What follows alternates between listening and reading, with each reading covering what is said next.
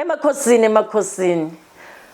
nginesithunywa nginedlozi nizibiza ngokuhlukana nginobizo. Alright, angeke ngi-identify zonke kodwa ke ngifuna ukudlulisa lenkulumo ngoba ngibuziwe ngayo ukuthi ngicela ukukhuluma nje into very important. Yabona makube uzophikisana nenkulumo yami ngenhlonipho ngiyathoba, kodwa uma uzophikisana nami ungena channel ufuna ukudukisa abantu abalalela la kule channel usenkingeni.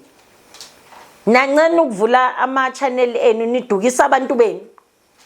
Alright, into ekhona umbuzo uthi akusumbuzo, isithunywa sifuna ukuthi ukhululeke emoyeni. Yes, yiyo itopic engifuna ukukhuluma ngayo.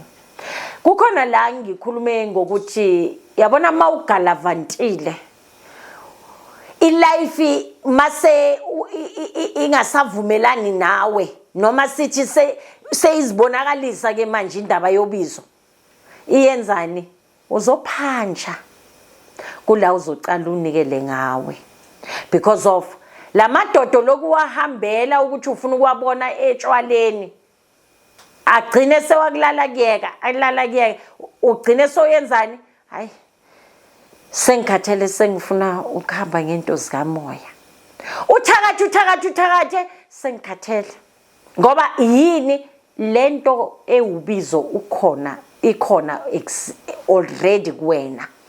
That's why uthola abantu bahlola abantu etshwaleni kodwa ke lo muntu akalungisanga ubizo lohlezi likhona and lohlezi like-embarrassa. Uzozitshela ukuthi ngithola umuntu lo muntu uyangithanda. Uyasazi isibani sesithunywa sikuletele yona manje kubonisa ukuthi ngakupha ngibuye ngikuvalele mangiceda, ngakuphi imali manje engaka mangiceda ngivale ungazi nokuthi uyenzeni ngayo. So idinga umuntu okhululekile. Have you seen umuntu odakiwe ukuthi uba free? Lo muntu ngaleso sikhathi maka sober uneyinhlungu ze-upbringing yakhe, uneyinhlungu zama-relationship, uneyinhlungu zabantwana bakhe, impilo yakhe ayihambi kahle, but makaphuza kunalento ekhululekayo ehlala la. Nayinto ebulali isithunywa senu nale inhliziyo nengqondo. Ingakho mangicala ngikulapha ngifuna ukuthi ulapheke inhliziyo nengqondo. Leya ngiyiskipti iqala lapho. Umuntu makadakiwe kuba nesikhiya unlockwayo nala. Ukhohlwa yinkinga onazo, inhliziyo iyakhuleka, ufuna ukujive ube everywhere siphakama isithunywa. Hey wena ngiyakutshela uhamba nogogo useshwaleni. No, uzoyilanda usoba baba. Izulanda usoba, ungaphethanga tshwala, ungaphethanga lutho, izusoba then ukubizo. So nifuna ukudlala ngathi kuthiwe omunye mangithi isithunywa nedlozi likhetha umuntu onjani, amathonga akhetha umuntu onjani. Ngasho ngathi yabona masoyiphilile impilo yakhambula ibona abantu abafunekalayo. Then kukhona abakommentile abathi hayi mina since mina ngilungile noma khona umntana wami olungile, bona yibo kanye abaneyinhliziyo ezimbi abarepa esontweni abashela esontweni. Yabona labelaphi bendabuko abamoshayo umsebenzi abaphiwa amathonga ibona. Thola umfundisi hey ukhule awu stereotype alungile nani uzosifundisana ngoba usazi istrat wena. Awusazi istrat uzosifundisana, uzolaphani ngoba uhamba ngeestrateni. Kuyadingeka ukuthi ubuye somewhere in order ukuthi lesi siphiwo sihlale kahle. Abanye ke akusutshwala ke masengisuse etshwaleni bagalavantile einkonzweni bangena einyanyeni bayenza.